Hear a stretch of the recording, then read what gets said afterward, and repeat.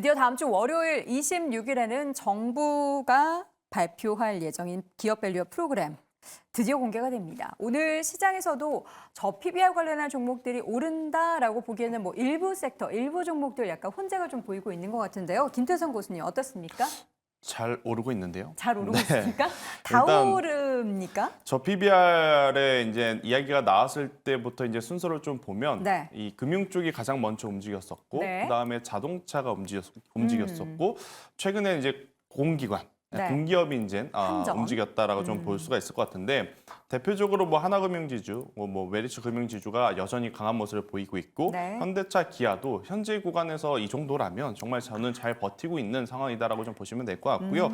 마지막에 움직였었던 한국전력이라든지 네. 지역난방공사 같은 기업들까지도 오늘 다시 이제 시장에서 관심을 좀 받고 있는 상황이기 때문에 네. 저는 이 저PBR 관련주들의 오늘 전체적으로 반도체 IT가 갭상승 이후에 일정 차익 매도 물량이 나오니 그의 대안주, 대안 섹터로 지금 부각이 되고 있다라고 좀 보시면 될 것 같고요. 물론 이제 다음 주에 어떤 이 밸류 프로그램 세미나에서 이야기가 나오게 되면 일정 부분의 이제 차익 매도라든지 어떤 이제 이 매도 물량이 좀 나올 가능성이 높긴 하겠습니다만 저는 단기적인 테마라 보시기보단 저도 이제 김종희 이사님처럼 이 트렌드는 조금은 길게 봐도 그쵸. 괜찮지 않겠는가라는 생각이 드는데 문제는 단순히 이제 PBR만 낮다라는 것만 좀 체크를 하지 마시고 그럼요. PBR이 낮으면서 어떤 실적의 개선적인 부분이 좀 많은 기업 위주로 비중을 좀 확대를 하시는 게 맞지 않겠는가라는 의견 드려보도록 하겠습니다. 지금 시장은 뭔가 당근을 양쪽에 쥐고 있는 것 같은 그런 분위기죠. 저 PBR 관련한 종목들도 이러한 26일에 발표가 될 기업 밸류 프로그램 때문에 올라가고 있고 또 반도체 쪽도 엔비디아 실적 발표 전후로 해서 계속된 상승을 보이면서 다 상승을 하는 그런 분위기가 연출이 되나 싶었는데 뭔가 지금 삐걱삐걱 좀 아쉬운 모습이 보일 수밖에 없는 건 두 개 양쪽 모두 좀 주가가 올라왔다라는 그런 부담입니다. 이런 부담을 떨치고 갈 만한 모멘텀 뭐가 있을까요?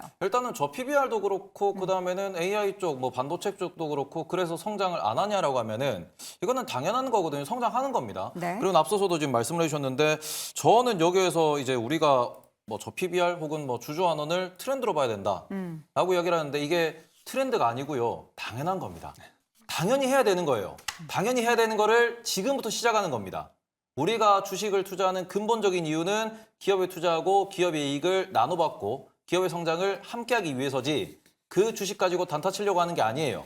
지금부터 우리나라 시장이 좀 더 바른 방향으로 가고 있다는 점, 그 부분에 대해서 외국인이 기대를 하고 있는 거고 그런 부분에서 배당 여력이 있는 현금 흐름이 좋은 그런 기업들에 대해서 우리가 공부를 하자라고 지금 이야기가 나오고 있는 겁니다. 네. 이제부터 좋은 방향으로 가고 있는 거기 때문에 요게 그죠? 지금 트렌드 잡힌다? 아니요, 이제부터 시작이다 라고 좀 보셔야 될 것 같고 네. 반도체 같은 경우도 AI 여전히 좋습니다. 다만 최근에 이제 하이닉스 같은 경우에 대장으로서 너무 많이 올라간 부분들이 존재하고요. 우리나라의 반도체 소부장들이 PER이 40배씩 나오다 보니까 그런 부분에 있어가지고 이게 조금 부담스럽다라고 하면서 좀 조정이 오고 있다. 그래서 반도체 시황이 언제까지 이어지느냐. 앞서 말씀해드렸다시피 뭐 데이터 센터가 2배나 늘어난답니다. 메모리 더 필요할 거고요. AI 반도체 더 많이 필요하다라고 계속해서 시장에서 이야기하고 있다 보니 이런 부분에서 올해는 반도체가 결국에는 메인스트림을 가져갈 수밖에 없다. 그래서 이런 부분에서는 그렇죠. 많이 올랐으니까 조금 밀리는 부분인데 그런 부분에 너무 하루하루 일일비 하지 마시고 계속 투자를 이어가셨으면 좋겠다라고 말씀을 드리고 싶습니다.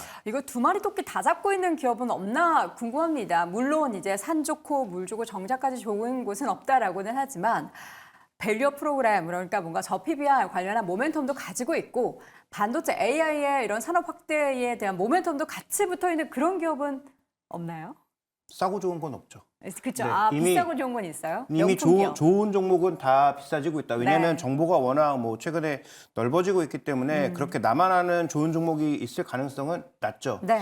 다만 지금 뭐 엔비디아 관련돼서 여러분들이 뭐 엔비디아 그 밑에 둘러싸고 있는 슈퍼마이크로 등 다양한 종목군들을 뭐 생각하고 계시겠지만 저는 엔비디아 올라갈 때 오히려 다른 종목군들을 몇 가지 뭐 개인적으로도 관심 가지고 봤던 종목은 오히려 아리스탄 네트워크처럼 서버 안에서의 통신 속도를 높일 수 있는 뭐 브로드컴과 약간 비슷한 계열의 그런 종목이나 네. 그다음에 여러분들 아무도 또 관심 없으시겠지만 또 이것 때문에 신고가 난 종목이 유럽에도 하나 미국에도 하나 있죠.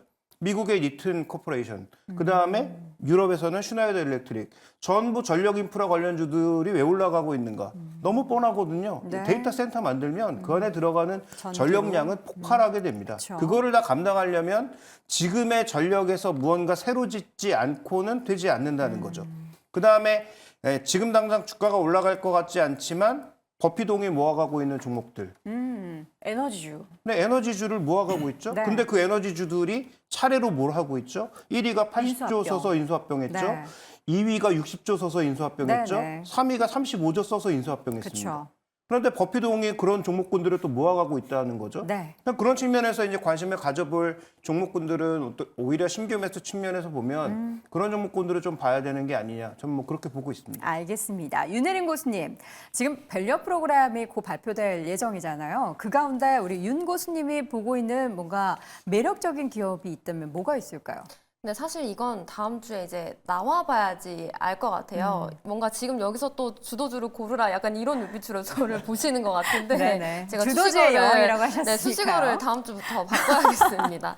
그러지 사실 마세요. 네. 이제 너무 전 세계에 관심이 쏠려 있죠. 그쵸. 그러다 보니까 만약에 정부가 그냥 한 달 전에 얘기했던 거를 비슷하게 발표한다라고 하면 정말 많은 실망감의 매물이 출회가 될 수 있을 것 같고 뭔가 정말 기업이나 혹은 개인에게 세제적인 혜택을 준다거나 파격적인 혜택이 있어야 하고 그렇게 되면 이제 시행이 될 거고 네. 이제 테이버 고수님께서 말씀을 해주셨던 것처럼 우리가 이게 잠깐 지나가는 테마가 아니라 정말 이게 이렇게 자리를 잡는다면 우리도 진정한 가치 투자를 할 수 있는 시장이 될 수 있을 것 같기 때문에 네. 이제 다음 주에 정책 발표 이후의 흐름 보고 그리고 앞에서 말씀드렸던 것처럼 이제는 저 PBR, 뭐 ROE, PER까지 보는 게 아니라 이제 주주 환원 정책에 좀 적극적인 기업들을 발굴해내는 게 좀 좋지 않을까 싶습니다. 26일에 정책 발표를 몇 시에 하게 될까요? 만약에 이제 저희 방송 전에 시작을 하게 된다면 관련해서 너무나 좀 뜨겁게 이야기를 나누게 될 것 같은데요. 26일 D-Day는 다루고 있습니다. 다음 주에 관련한 내용 조금 더 면밀하게 체크해 보겠습니다. 그 장기적으로 봤을 때 한 가지만 더 봐야 되는 게 지금 우리가 연금하면은 연기금 쪽에서 국민연금을 주로 보고 있잖아요. 그렇죠. 근데 앞으로 퇴직연금이 굉장히 커진다는 거죠. 그런 퇴직연금에서 일정 비율의 수급이 이런 쪽으로 계속 돌아갈 수 있는 그런 물꼬만 터져도 네. 장기 수급 측면에서 우리 시장의 어떤 수급 안정성을 가져갈 수 있는 부분이 되기 때문에 저는 앞으로는 퇴직연금 부분도 한번 주목해 볼 필요가 있다. 이렇게 보고 있습니다. 알겠습니다. 다시 한번 한 줄평 화면으로 정리를 해드리겠습니다. 먼저 김종효 고수, 신규 매수는 합리적 가격이 핵심이다. 그리고 김태성 고수는 조정이 나온다면, 그리고 윤혜린 고수는 반반 전략이 유효하다. 바닥에서 실적 탄탄한 섹터와 기업을 함께 체크하자. 테이버 고수는 결국 시장은 수출 성장과 주주 환원으로 귀결된다라고 의견을 남겼습니다.